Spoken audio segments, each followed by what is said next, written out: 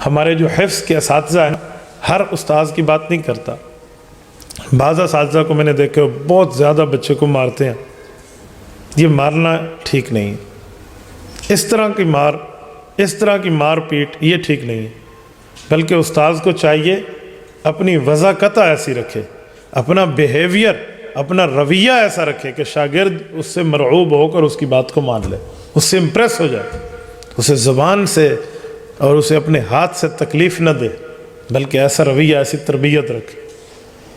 یہ جو ہم نابالغ کو مارتے ہیں نا اور ایک بالغ کو مارتے ہیں، اس میں فرق ہے۔ بالغ تو اپنی ماں چاہے تو معاف کر سکتا ہے، وہ اختیار رکھتا ہے، لیکن جو نابالغ ہے نا وہ چاہ کے بھی آپ کو معاف نہیں کر سکتا۔ فَإِنْ آنَسْتُم مِّنْهُمْ رُشْدًا فَادْفَعُوا إِلَيْهِمْ أَمْوَالَهُمْ کی شرح دیکھ لیں، نہیں کر سکتا، وہ تو کسی چیز کا مالک ہی نہیں ہے، لا یملک شیئا ہے، تو وہ سے آپ نے معافی مانگی پھر بھی وہ معاف نہیں کر سکتا، اس کے اختیار میں نہیں ہے۔ علماء فرماتے ہیں کل قیامت کے دن نابالغ کے حق کا حساب اللہ کے رسول وکیل بن کے لیں گے، اور جس کے خلاف رسول اللہ کی وکالت ہو مجھے بتائیں وہ بندہ بچ کے دکھائے قیامت۔ اس لیے مار سے نہیں، پیار سے۔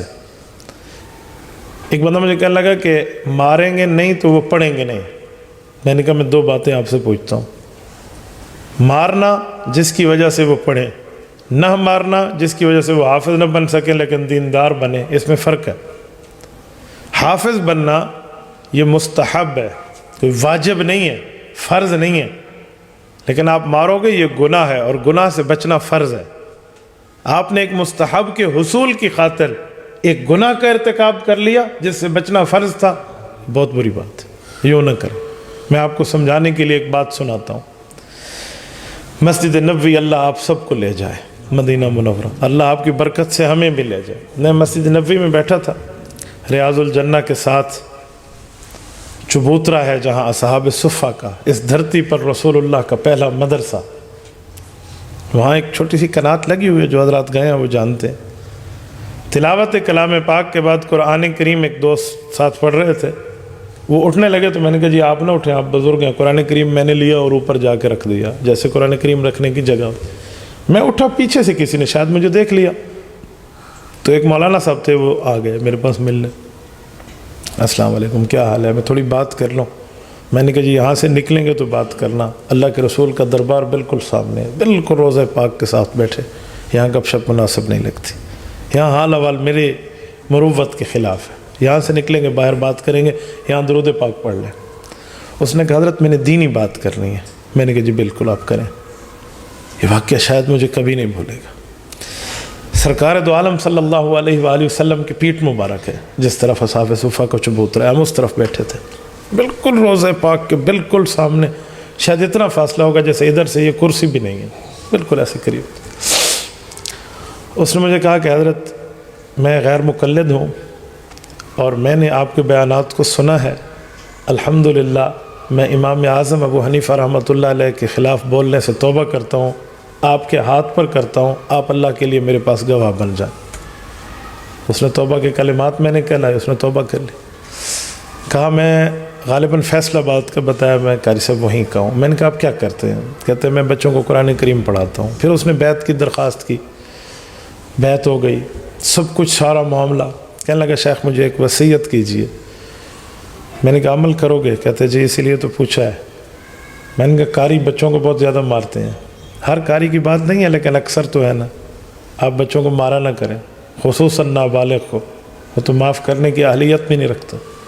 تو مجھے پلٹ کے کہتے ہیں شیخ آپ کیسے کہہ رہے ہیں، اگر ماروں گا نہیں تو وہ حافظ نہیں بنے گے۔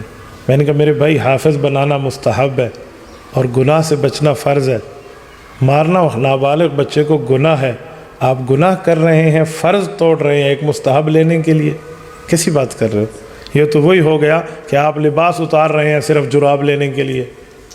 خدا کے بندے، بلا تشبیہ و مثال کہہ رہا ہوں، حفظ بہت بڑی نعمت ہے لیکن درجے میں حفظ کرنا مستحب ہے، کوئی واجب اور فرض نہیں ہے۔ گناہ سے بچنا تو فرض ہے۔ کوئی بندہ حافظ نہ بنے، ناظر خان ہو، صحیح پڑھنے والا ہو تجوید کے ساتھ، تو دیندار ہے، کیا مسئلہ ہے اس کے لیے؟ لیکن آپ بغیر مار کے پیار کے ساتھ بھی تو یہ مستحب کو حصول کر سکتے ہیں نا۔ کہتے حضرت مجھے آپ کی بات میرے دل کو لگی ہے، میں توبہ کرتا ہوں، میں آئندہ ایسے نہیں کروں گا۔ مجھے خوشی ہوئی کہ حضور پاک علیہ السلام کے دربار میں بیٹھ کے حضور پاک کے احکامات پہ عمل ہو رہا ہے۔ تو میں آپ اساتذہ کی خدمت میں بھی یہی بات عرض کروں گا، جتنا ہو سکے پیار سے۔ میں ایسے ایسے بندوں کو جانتا ہوں جو مار سے برگشتہ ہو گئے۔ میں ایک ایسی مشہور شخصیت کو جانتا ہوں جنہوں نے کہا میں قرآن کریم کا حافظ نہیں بن سکا، اس کی وجہ میرے قاری صاحب نے میرے منہ میں ایک اس طرح کوئی کیڑا تھا، یہ اٹھا کر ڈال دیا تھا کہ تجھے احدن ابدن کا جوڑ کرنا بھی نہیں آتا۔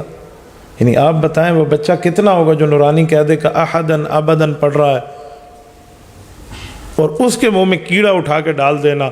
اور وہ بچہ کہتا تھا کہ میں نے اس وقت قاری صاحب کو کہا تھا کہ حضرت مجھے اس کیڑے سے ڈر لگتا ہے، اس نے وہی اٹھا کے میرے منہ میں ڈال دی کہ میں آج تک حافظ نہیں بن سکا۔ میں ایسے بندوں کو بھی جانتا ہوں، جس بچے کو منزل نہیں آتی تھی تو قاری نے اس کا کان کھینچا، یہ ہمارے ڈیرہ اسماعیل خان سٹی کا واقعہ ہے، کان کھینچا تو بچے کا کان اتر آیا۔ آج وہ قاری صاحب اللہ محفوظ فرمائے شہر کے ایک کونے میں بیٹھ کر بھکاری بنے ہوئے ہیں، بھیک مانگ رہے ہیں۔ کیا حفظ اور کیا تعلیم اور کیا دین، اللہ محفوظ فرمائے، اللہ محفوظ فرمائے۔ آنکھوں کی نعمت چلی گئی، صحت کی نعمت چلی گئی، ہاتھ پاؤں کی نعمت چلی گئی، اللہ محفوظ فرمائے۔ بہت بری بات ہے، بہت بری بات ہے۔ آپ نے حفظ کرانا ہے ضرور کرائیں، لیکن پیار کے ساتھ، مار کے ساتھ نہیں۔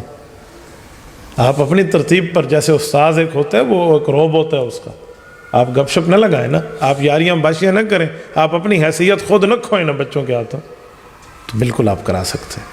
میری اس نصیحت پہ آپ ناراض نہ ہونا، ہو سکتا ہے میں نے آپ کی عزت احترام میں کوئی کمی کی ہو تو میں اس پر معذرت خواہ ہوں، لیکن میں جو بات اور میسج کنوے کرنا چاہنا ہوں وہ میرا درد دل ہے۔ تبارك الذي نزل الفرقان على عبده ليكون للعالمين نذيرا